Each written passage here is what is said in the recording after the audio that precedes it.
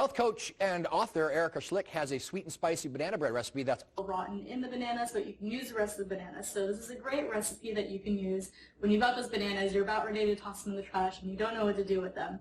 So we've got our bananas that have been mashed. I'm going to go ahead and set those aside. And I like to use a stand mixer, but of course you can do this all by hand as well.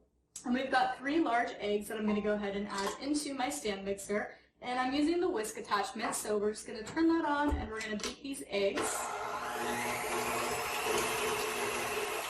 And you don't need to overbeat them just yet because we're going to be adding in quite a few other ingredients to it. And also with the bananas, don't worry if you don't fully mash them, the blender is going to take care of it all for you. And so now we've got our grass-fed butter. And so you can either use grass-fed butter or you can also use coconut oil if you want to make a dairy-free version. I personally like to use grass-fed butter because I think it bakes really well, but it's up to you what you want to use. We're going to go ahead and keep the mixer on while we add in our maple sugar. So this is a 1/4 cup of maple sugar that we're adding. And we're going to do 1 tablespoon of vanilla extract. We've got 1 tablespoon of cinnamon. And we have 1/2 teaspoon of nutmeg. And we're just going to go ahead and let that fully combine. And sometimes I find that the spices like to just creep up on the side of the mixing bowl, so I like to use a rubber spatula and just kind of push that down. You can even rub it back onto the whisk attachment just so that you can get that combined into the mix of the bread. And once that's mixed together, we're going to go ahead and add in our mashed bananas. And so this is going to take care of any of those last lumps that you had that you weren't quite sure how to get out. So we're going to go ahead and pour that in here. And we'll turn our mixer on back up again. You can do it at a fairly high speed so that it combines fairly well in there.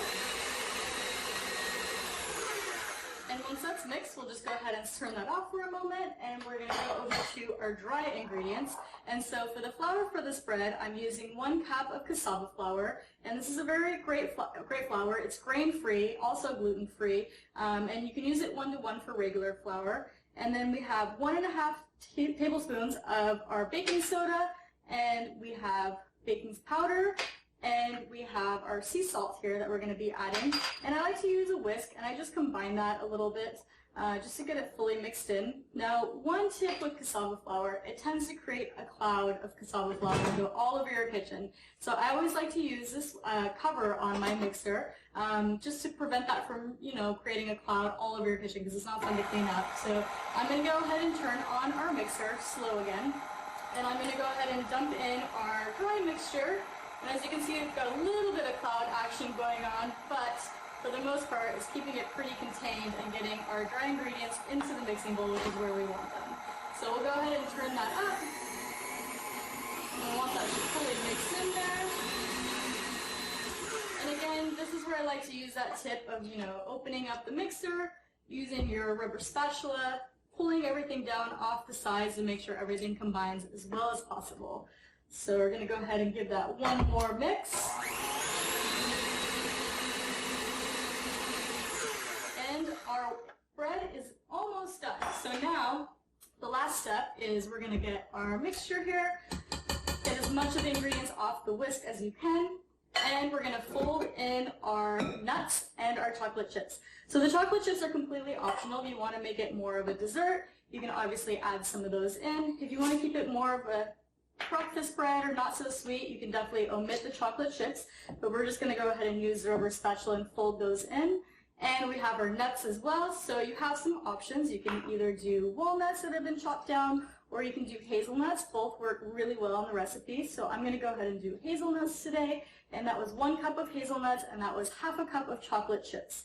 So as you can see, our mixture is pretty well combined here. Everything has been folded in.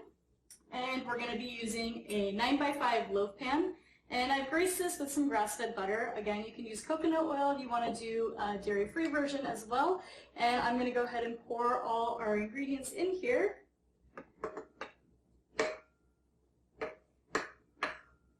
And it can be a little tricky to get everything out. So again, this is where your rubber spatula comes in to really clean off the sides of your bread.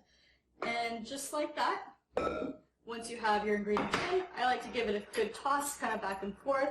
You can even use your spatula to try to smooth out the top of it to get the top to be as smooth as possible for when you bake it, and give it one more toss. And that's it. It's ready to go. We're going to put it in our oven at 350 degrees, and it's going to bake for about 50 minutes. Okay, our bread is out of the oven, and I've been letting it cool for about 30 minutes or so, and it's ready to come out of the loaf pan so we can finally taste it.